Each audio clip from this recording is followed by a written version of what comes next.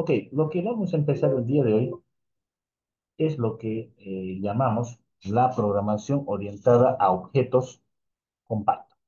¿Sí? Muy bien. Ahora, pero dentro de lo que es la programación orientada a objetos, hay un término bastante característico que es el objeto. ¿Qué es un objeto? ¿Sí? Antes de entrar un poquito más de teoría, vamos a definir un poco y puedan ustedes entender de mejor manera qué es la programación orientada a objetos. Quizás algunos ya tengan un conocimiento previo, ¿sí? Quizás otros no lo tengan. Entonces, esto le va a servir para reforzar esa parte. Entonces, un objeto es un conjunto de datos y acciones que es conveniente percibir como un todo. ¿Sí? Por ejemplo, los objetos de un mundo real, tenemos un conejo, tenemos un pescado, un ladrillo, un árbol. Si bien nosotros a esto no los catalogamos como fuesen objetos, por ejemplo, el conejo, el pescado son animales, el ladrillo ya es, digamos, un objeto, el árbol, digamos, una planta, pero para la programación, en este caso la programación orientada a objetos, ya forman como si fuesen objetos. O sea, ya cada lo que es un conejo, un pescado, un ladrillo, un árbol, lo vamos a tomar como objetos, ¿no? Percibir todo lo que está en el mundo como objeto, ¿sí? Eso es lo que involucra un poco lo que es la programación orientada a objetos. ¿Qué más? Dice, cada uno de estos objetos almacena la información necesaria sobre sí mismo y conoce cómo realizar algunas acciones, ¿sí? Entonces, ¿qué es lo que hacemos en la programación orientada a objetos? Vamos a generar una acción a cada objeto. Le voy a dar una acción a cada objeto. Por ejemplo, toda la programación que estuvimos viendo durante las anteriores clases, lo vamos a decir que era una programación general, una programación global, ¿sí? Entonces nosotros declarábamos una variable, generábamos una función eh, y sin fin, ¿no? De cosas. Pero eso era global. En cambio, ya ahora en la programación orientada a objetos, vamos a orientar el objeto y le vamos a dar una acción a cada objeto. ¿Qué quiere decir? Que ahora cada variable, cada objeto va a tener su propia programación o su propio comportamiento dentro de nuestro sistema en este caso. Por ejemplo, en el idioma español dice conejo, coma, corre. Entonces, aquí, ¿qué teníamos? Teníamos un objeto, en este caso teníamos o como se llamaba en lenguaje, ¿no? Tenemos un sustantivo y teníamos acá un verbo que generaba la acción, ¿correcto? Pero ya en el lenguaje de programación que tenemos, conejo va a ser ahora nuestro objeto. Ahora vamos a sustituir esta coma, colocar un punto ahora, y le vamos a decir que este verbo que nosotros utilizábamos ahora va a ser la acción. Entonces, cuando yo coloque conejo.corre, ¿qué es lo que va a hacer ahora en la programación? El conejo va a correr. ¿Sí? Entonces, ¿qué hacemos? Vuelvo a repetir, que el objeto va a generarle una acción o acciones, dependiendo qué acciones están habilitadas dentro del objeto. Si alguno ya ha trabajado, como ya les decía, van a ver que a veces, digamos, para ciertos objetos hay ciertas acciones que se pueden colocar. No están siempre todas disponibles. Debe ser por algo y habría que verificar por qué no están disponibles, ¿no? Entonces, ¿qué es lo que hacemos nuevamente? A cada objeto le vamos a generar una acción y esta acción siempre está seguida de un punto, ¿sí? Muy bien. Dice, propiedades y métodos del objeto. Dice, cada objeto tiene propiedades y está controlado por métodos, ¿sí? Entonces, por ejemplo, las propiedades que tenemos, rabbit.speed igual a 50. ¿Qué quiere decir esto? Que la velocidad del conejo va a ser de 50, ¿no? Una propiedad. Turtle.speed igual a 1, le vamos a dar a la tortuga una velocidad de 1. Y también tenemos, por ejemplo, fish.speed, le damos una velocidad de 3. Entonces, ¿cuál es la propiedad de cada objeto? Darle un valor a cada propiedad. Pero, ¿cuál es el método que va a utilizar para que pueda tener 50? Vamos a tener el método run, en este caso le vamos a dar a la tortuga el método walk, ¿no? Para que camine, y por ahí, digamos, al pescadito le podemos dar el método swim, que es para nada, ¿sí? Entonces, a cada objeto le corresponde un método, ¿sí? Fíjense, dice variable colocada dentro del objeto. ¿Sí? la función colocada dentro del objeto. ¿Sí? Tenemos una variable que se coloca dentro del objeto o también tengo una función que se coloca dentro del objeto. A esto, por ejemplo, dice propiedades y métodos de acceso. El punto es la elección entre lo que recuerda el objeto y lo que puede hacer. Esa es la clave dentro de la programación orientada a objetos. ¿Sí? Por ejemplo, el punto es la elección, lo que puede ser un método o una propiedad. ¿Sí? Entonces, mi objeto puedo definirlo como si tuviese un método o le puede ser el objeto va a tener una propiedad. ¿Sí? Eso es dentro de lo que es la programación de objetos. ¿Sí? A ver, continuamos. ¿Qué más tenemos? Ahora un poquito más de teoría. Dice, la programación orientada a objetos dice, antes de nada, empecemos con una introducción básica a la programación orientada a objetos, la POO o la OOP en inglés. Se trata de un paradigma de programación introducido en los años 70, pero que nos hizo popular hasta años más tarde. Este método o paradigma de programación nos permite garantizar el código de una manera que se asemeja bastante a cómo pensamos en la vida real, utilizando las famosas clases. Estas nos permiten agrupar un conjunto de variables y funciones que veremos a continuación. Es verdad, ¿no? Por ejemplo, cuando estás en la universidad, estás llevando las materias de programación, entonces ahí te empiezan a introducir un poco lo que era la programación orientada a objetos, ahí también lo que era la programación orientada a eventos, ¿sí? Entonces, más que todo, digamos, los docentes a veces no se hacían entender el por qué, digamos, cómo explicar al estudiante cómo se entiende la programación orientada. Aquí está claro, como lo dice acá, es utilizarlo como en la vida diaria, en la vida real. ¿Sí? Como hemos visto en las anteriores diapositivas, a cada eh, elemento, todo lo que vamos a ver en nuestra vida real, mejor dicho, va a ser un objeto. Y a cada objeto le vamos a generar una acción. ¿Sí? Le vamos a generar un método, le vamos a generar una propiedad. ¿Sí? El caso, por ejemplo, del conejo, punto cosa, entonces ahora este conejo, será el objeto, le damos un punto, el punto es el que delimita si que va a ser un método o una propiedad, y le damos en este caso una función que era de correr. ¿Sí? Entonces, todo lo que ustedes vean ahora lo vamos a tratar como objetos. Y a cada objeto vamos a irle tratando en función de lo que yo necesite. ¿Sí? Por ejemplo, fíjense, dice cosas de lo más cotidianas, por ejemplo, dice, como un perro o un coche, pueden ser representadas con clases. ¿Sí? Entonces, pues, yo puedo tener una clase perro o una clase coche. Fíjense que cuando empezamos a detectar lo que son objetos, vamos a utilizar lo que son las famosas clases. Entonces, yo puedo crear una clase de tipo perro o una clase de coche. ¿Ya? Estas clases, dice, tienen diferentes características. En el caso del perro podría ser la edad, el nombre o la raza. ¿Sí? Llamaremos a estas características atributos. ¿Ok?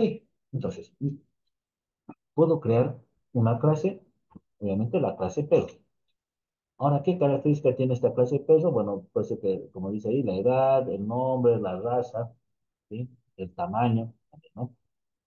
Pero, ¿qué son esas cosas que estamos diciendo? ¿No ve? El nombre, la raza y el tamaño van a ser los atributos que va a tener nuestra clase.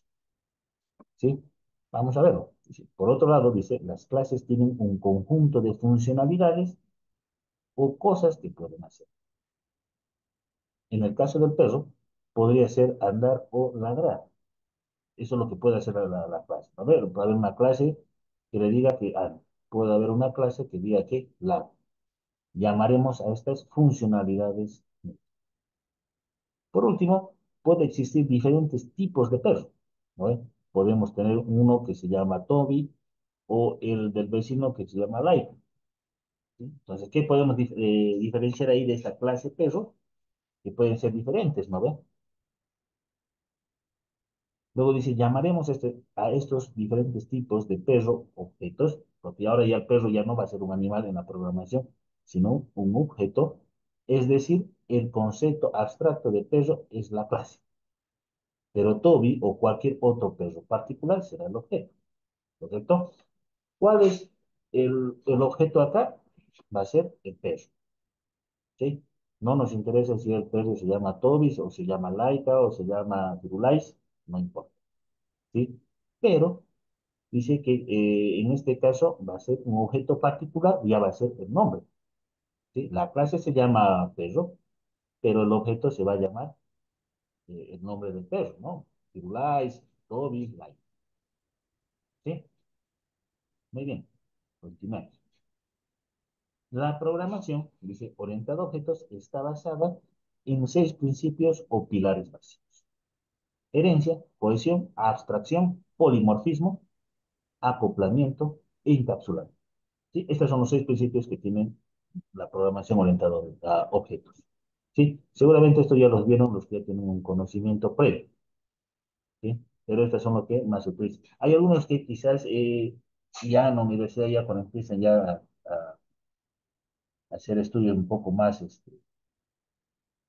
avanzados en programación, seguramente han debido estar viendo lo que era poliformismo, acoplamiento, encapsulamiento, que son ya las últimas partes de las últimas materias de programación en la universidad, ¿no? ¿Sí? Pues como por ejemplo, que son de área de sistemas o informática, pues ya se van a dar cuenta que eso fueron las últimas clases o las últimas clases de programación. Muy bien.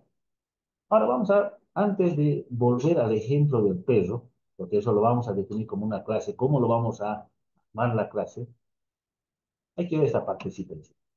Motivaciones. Una vez explicada la programación orientada a objetos, puede parecer bastante lógico, ¿sí? Pero no es algo que vaya a existir siempre. Y de hecho hay muchos lenguajes de programación que no lo soportan, ¿sí? Es verdad, o sea, parece muy lógico. Pero incluso fíjense, con todo lo que está pasando actualmente, todavía hay lenguajes de programación que no soportan lo que es la programación orientada a objetos, ¿sí? Si bien lenguajes de programación, por ejemplo, Python, tenemos Java, que netamente trabaja en orientado a objetos, hay otros que no hay, no lo soportan.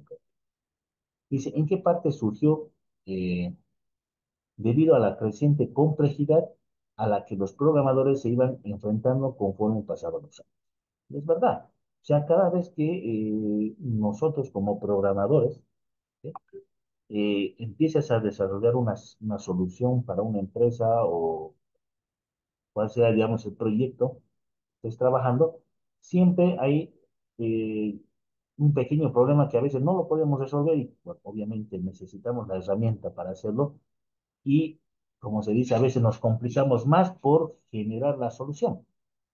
Eso era el problema, ¿no? Pues los programadores de hace tiempo se complicaban mucho y necesitaban algo que les ayude. En el mundo de la programación, dice, hay una gran cantidad de aplicaciones que realizan tareas muy similares. Y es importante identificar los patrones que nos permiten no reinventar la rueda. ¿Sí? La programación orientada a objetos intentaba resolver eso. ¿Sí? A veces, por ejemplo, una anécdota, por ejemplo, estábamos nosotros en la universidad y el docente agarraba, nos decía, queremos una función que nos calcule, por ejemplo, los números primos, pero ¿para qué? Si ya teníamos nosotros una función que ya estaba dentro del lenguaje de programación que hacía eso, pero el docente nos quería que aprendamos a generar una función. ¿Qué estábamos haciendo? En vez de ya utilizar esa función que ya estaba definida en el lenguaje de programación, volvíamos de nuevo a lo básico de inventar, como se dice ahí, la rueda, si realmente ya lo teníamos. Entonces, ¿qué es lo que es la programación orientada a objetos? Es generar menos carga al momento de programar. ¿Sí? Hacerlo más sencillo, hacerlo no tan abstracto al momento de programar, sino que sea mucho más llevadero al momento de definir qué son los objetos, definir qué acciones va a tener cada objeto, ¿sí? O qué funciones o qué propiedades lo vamos a colocar a cada objeto. ¿Sí? Si bien antes era más difícil, ahora es mucho, mucho más sencillo poder programar. bueno, y ni qué decir, por ejemplo, ya con la inteligencia artificial, entonces todavía es mucho más fácil hacer. ¿Qué más dice? Las funciones, dice, resultaron muy útiles, pero no eran capaces de satisfacer todas las necesidades de los programadores. Uno de los problemas de las funciones es que solo realizan unas operaciones con unos datos de entrada para entregar una salida. Es correcto, tal cual nosotros llevamos antes, ¿no ve? Pero no les importa demasiado conservar estos datos o mantener algún tipo de estado, salvo que se devuelva un valor en una llamada a la función o se usen variables globales.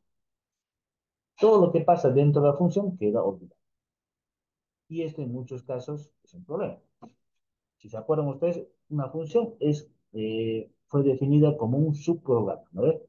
Todo lo que pasa dentro de la función lo hace y no nos interesa cómo lo haga la función, pero nos entrega a nosotros un resultado o resultados, ¿no ve? Lo mismo acá. Lo que nos dice es que la función haga lo que haga ahí adentro, no le importaba, pero mientras nos entreguen un resultado. A veces generaba es un problema, ¿no? Dice, pues, imaginemos que tenemos un juego con naves espaciales moviéndose por la pantalla. Cada nave te da una posición X y Y. Es un ejemplo, ¿no? Y otros parámetros como el tipo de nave, el color, el tamaño. Sin hacer uso de clases y progresión orientada a objetos, tenemos que tener una variable para cada dato que queremos almacenar. Las coordenadas, el color, el tamaño, el tipo, ¿no? Esas ya serían las variables. El problema viene si tenemos 10 naves, ya que nos podríamos juntar con un número muy elevado de variables. Todo un desastre. Y es verdad, ¿no ve? ¿Se acuerdan? Mientras empezábamos a trabajar, empezaban a surgir, digamos, la necesidad de empezar a crear muchas más variables. ¿Sí? Pues, por ejemplo, acá sí, para crear una nave, ¿sí? En función a este ejemplo, tendríamos que tener una, dos, tres y cuatro variables diferentes. Es un decir, ¿no? Un ejemplo. Pues ya tengo cuatro, pero si voy a generar 10 naves, pucha, si lo vamos por cuatro, ya tengo 40 variables para poder trabajar con 10, lo cual generaba un enorme, eh, como dice ahí, ¿no? Un desastre, un dolor de cabeza. Es el famoso error espagueti, ¿no? Que dice, ¿no? Se hace todo una maraña, ¿no? Un enredo de variables que no sabemos al final qué es. Tenemos que estar con los cinco sentidos en la programación y sabiendo qué variable tiene que ser, cómo se va a cambiar, ¿sí? Será bastante complicado. Ahora dice, en el mundo de la programación existen tareas muy similares al ejemplo por las naves. Y en respuesta a ello surgió la programación orientada a objetos, una herramienta perfecta que permite resolver cierto tipo de problemas de una forma mucho más sencilla, con menos código, que es lo que a nosotros nos interesa, ¿no? Que nuestro programa tenga menor cantidad de código, todo esté eh, más sencillo y entendible al momento de hacer un análisis, ¿no? Entonces, dice, y más organizado. Agrupa bajo una clase un conjunto de variables y funciones. Listo. Que pueden ser reutilizados con características particulares creando objetos. Muy bien, ahora vamos a crear una clase. Dentro de la clase puedo tener una función y ahí tengo mis variables y listo. Con eso, con esa clase ya puedo generar tranquilamente eh, muchas más nada. En vez de estar generando eh, 40 variables, ya no va a ser necesario eso. Ok, continuemos. Dice, ¿por qué Python? ¿Por qué utilizamos la programación orientada a objetos en Python? ¿Por qué? La programación orientada a objetos permite crear software seguro y fiable. Muchos marcos y bibliotecas de Python utilizan este paradigma para construir su código base. Algunos ejemplos, por ejemplo, son Django, algunos ya se han de trabajar, Kiwi, Pandas, ¿sí? NumPy, o lo que es TensorFlow, TensorFlow. ¿Sí? Esos son algunos. Dice, veamos las principales ventajas de usar la programación orientada a objetos en Python. ¿Sí? Ventajas. Ventajas de la programación orientada a objetos de Python, que tenemos. Las siguientes razones te harán optar por utilizar la programación orientada a objetos en Python. Todos los lenguajes de programación modernos utilizan programación orientada a objetos. Este paradigma es independiente del lenguaje. Si aprendes la programación orientada a objetos en Python, podrás utilizarlo en lo siguiente: Java, PHP. Obviamente, hay que verificar la comparación que hay entre PHP y Python, ¿no? Ruby, bueno, que Ruby es básicamente como fuese Java, pero bueno, JavaScript, C Sharp, Kotlin, ¿sí? Entonces, ¿por qué? Python es mucho más antiguo que estos lenguajes de programación. Por ende, entonces, por ejemplo, Java, PHP, Ruby, tienen lo mismo. O sea, es un lenguaje muy, muy parecido. Cambiará algunas cosas, digamos, en vez de ponerle por, digamos, dos puntos para crear una función, ahora no le ponemos dos puntos, ¿sí? Directamente hicimos dos puntos. Cambia cosas pequeñas, pero básicamente el núcleo de lo que es la programación orientada a objetos es lo mismo, ¿sí? A veces hasta las funciones cambian un poquito el nombre, pero bueno, es lo mismo. La idea es saber el núcleo de lo que es la programación orientada a objetos. Ahora dice, la programación orientada a objetos te permite codificar más rápido. Sí, codificar más rápido no significa escribir menos líneas de código. Significa que puedes implementar más funciones en menos tiempo sin comprometer la estabilidad del proyecto. Es verdad, eso es lo que necesitamos. ¿Sí? No a veces que tu sistema tenga menos líneas de código va a ser mucho mejor, mucho más ágil y demás. No, la idea es que nosotros tengamos eh, clases bien definidas, funciones bien definidas que nos genere estabilidad en nuestro sistema, en nuestro proyecto. ¿Sí? La programación dice orientada a objetos te permite reutilizar el código mediante la implementación del abstract. Este principio hace que tu código sea más conciso y legible. Sí, esto es lo que, bueno, hay algunos que no lo practican, ¿no? Que, por ejemplo, al momento que realizan un sistema, todo es totalmente ilegible. Si bien será conciso, pero es ilegible. Porque, por ejemplo, tú desarrollas el sistema para una empresa, por algún motivo ya no te contratan y, bueno, contratan a otra persona, a otro programador, y, bueno, ¿cuál era la idea? No, voy a generar que sea ilegible, solamente yo puedo entender. Y, bueno, llega el nuevo encargado, qué sé yo, y lo primero que tiene que hacer es volver a entender desde el principio cómo generaste esa programación para que, pues, recién lo entienda y puedas resolver el problema. Entonces, siempre nosotros tenemos que hacerlo siempre conciso y preciso. Dejar siempre variables que sean bastante entendibles al momento cuando se declaran, la clase, la función estén bien estructuradas y orientadas. ¿Sí? ¿Qué más? Dice, como ya sabrás, los programadores pasan mucho más tiempo leyendo código que escribiéndolo. Y es verdad. ¿A cuántos de ustedes, digamos, que en el momento que está generando un sistema, una programación, lo primero que haces es empezar a analizar todo el código? Y una vez que llegas a querer poner algo, tú vas, te buscas en internet algunos ejemplos y sigues leyendo código, ¿sí? Y ya una vez cuando ya tienes bien clara la idea, recién plasmas tu código. Pero primero pasas toda una mañana leyendo código, probando códigos de otro lado, verificando si tu código está bien, ¿sí? Y después decimos, ¿no? Es la razón por la que la legibilidad es siempre más importante para sacar características lo más rápido posible. Es verdad. Como el mismo caso que cuando es ilegible, vas a pasar toda la semana, digamos, haciendo una reingeniería de cómo estaba estructurado el sistema, leyendo código y líneas de código, y bueno, después, una vez que has leído, recién vas a poder generar la solución. Eso es cuando no hacemos nuestro código ilegible. Muy bien, esto aquí hasta lo que es toda la teoría de la programación orientada a objetos. ¿Sí? Toda la teoría. Parece un poco aburrido, pero es bastante importante que conozcan cómo es lo que trabaja, cómo aquí está orientado lo que es la programación a objetos, cómo lo vamos a utilizar, cómo vamos a definir. ¿Correcto? Muy bien. Entonces, la siguiente diapositiva que vamos a ver ya entra más a lo que es ya definir lo que son las clases de atributos. ¿Sí? Muy bien. Entonces vamos a ver qué es lo que sigue. Definiendo clases.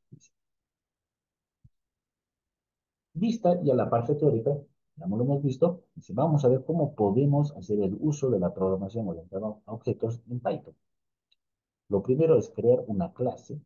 Para ello usaremos el ejemplo del perro. ¿Se acuerdan del perro? ¿No ve? De las diapositivas atrás que tenía su nombre, que podía decir la raza, el tamaño. ¿No ve? Bueno, ¿cómo definimos nosotros una clase? Una clase directamente se crea, decirle class, damos un nombre, y obviamente siempre el característico dos puntos dentro de Python. ¿Se acuerdan? Dos puntos siempre es para definir un bucle, para definir una condicional, para definir una función. Acá tenemos el dos puntos también para definir. Y obviamente le ponemos ahí una palabra paz. Dice, se trata esto de una clase vacía y sin mucha utilidad práctica, pero es la mínima clase que podemos crear, ¿no ve? Nótese el uso del paz, que no hace realmente nada, pero daría un error si después de los dos puntos no tenemos un contenido. ¿Sí? A ver, vamos a ponerlo esto en nuestro editor de código y vamos a ver qué nos sale. Entonces, vamos a cerrar esto de acá. Vamos a crear un nuevo archivito. Bueno, vamos a ponerlo aquí, PO, PPI, modificar objetos, y vamos diciendo, a ver, class, eso. Si yo lo declaro así, esto ya me está generando un error. Fíjense, automáticamente no necesito correr el programa para que me genere un error. Ya sé que me está generando. Me está diciendo, bueno, me estás declarando la clase perro, pero no hay nada. ¿Qué es lo que va a hacer esta clase? Es una clase vacía. Entonces, como pasa. Hay dentro, si por ahí alguna vez vieron, o estuvieron dentro de un equipo de programación, hay quienes empiezan a declarar ya las clases, ¿no? Se reúnen en el equipo de programación o el equipo de desarrollo y lo primero que hacen es agarrar los programadores empiezan a declarar las clases, ¿no? Entonces vamos a entrar una clase perro, voy a declarar una clase gato, esto va a ser esto, empiezan a declarar todas las clases que supuestamente van a utilizar la clase gato, la clase loro, y bueno, empiezan a crear todas sus clases. Eso también les ayuda a ellos a saber qué clases están definiendo y qué clases van a necesitar, porque es una lluvia de ideas. Entonces, eso es muy importante. Si van ustedes a crear un proyecto, entonces es bueno saber anotarlo en un papel o si estás con proyectos de código a la mano, empezar a definir, aunque sea vacíos, lo que son las clases que vas a utilizar. Ya después, en el momento que ya estás empezando a programar, ya vas a ver si realmente, no sé, la clase loro iba a ser útil o no. Por ahí la clase loro no la voy a utilizar. O por ahí, no sé, creaste una clase que, que puede ser, no sé, gatitos. Y dice, no, esta clase de gatitos no es necesario que sea una clase, lo voy a colocar dentro de la clase gato. Perfecto. ¿No? Entonces, es muy importante empezar a hacer esta lluvia de ideas. Ok, muy bien. Lo vamos a dejar hasta aquí, esta primera parte, y volvemos en 10 minutos para la segunda parte. Ya empezamos a hacer lo que es definir una clase y lo que son los atributos dentro de una clase. ¿Sí? Pues volvemos en unos 10 minutitos para poder continuar. Los espero en 10 minutos.